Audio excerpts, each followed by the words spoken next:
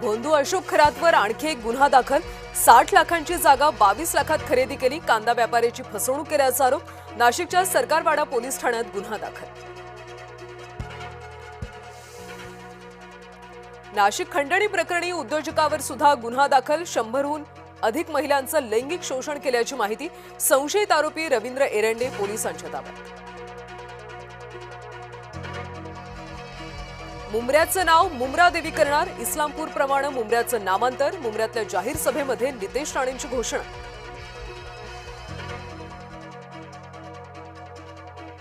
मुंबईतल्या मार्वे मनोरी फेरी प्रकरणात विलंब झाल्यानं संतापाचं वातावरण। गोराई पोलिसांनी गुन्हा दाखल करण्याचं दिलं आश्वासन।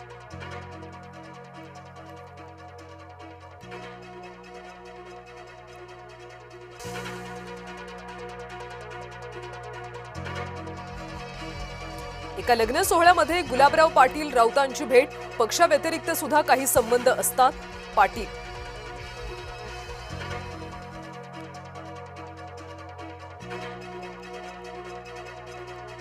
माढ्यातल्या अंजनगाव खेडोबा गावातला वाद मिटला। शिवरायांच्या पुतळ्याचं स्थलांतर करणार। पुतळ्यावरून 2 गटात झाला होता वाद।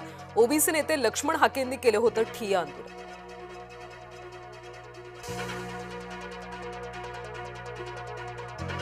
अकोल्यामध्ये डिझेलचा अवैध साठा जप्त। पेट्रोल डिझेलचा काळा बाजार रोखणार पोलिसांची पथकं। बोरगाव हद्दीतल्या कोळंबी शेत शिवारात घडली घटना।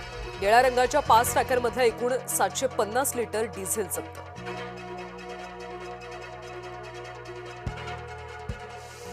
चांदवड तालुक्याला पावसानं झोडपलं। काढून ठेवलेला कांदा पूर्णपणे भिजला। पंचनामे करून नुकसान भरपाई देण्याची शेतकऱ्यांची मागणी।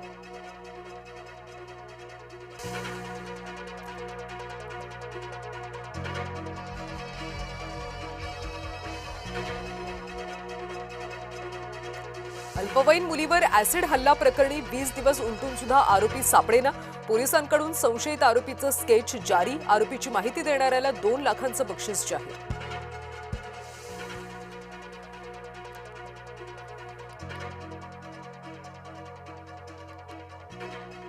नीरा नदीमध्ये लाखो माशांचा मृत्यू। रसायनयुक्त पाण्यामुळे लाखो माशांचा मृत्यू। सोमेश्वर कारखान्यानं नीरा नदीत सोडलं रसायनयुक्त पाणी। कारखान्यावर कारवाई करावी, ग्रामस्थांची मागणी।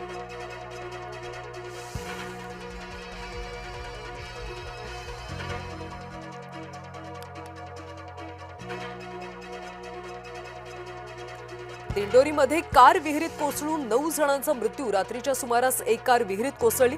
सर्व मृत प्रवासी दिंडोरी तालुक्यातल्या इंदोरे गावचे रहिवासी।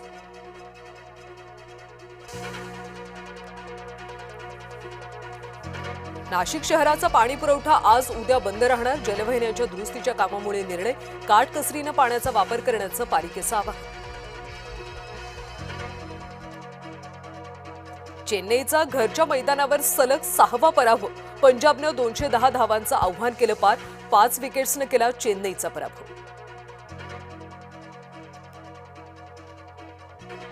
आयपीएलमध्ये आज डबल हेडर। पहिल्या सामन्यामध्ये मुंबई दिल्ली तर दुसऱ्या सामन्यात गुजरात विरुद्ध राजस्थान भिडणार।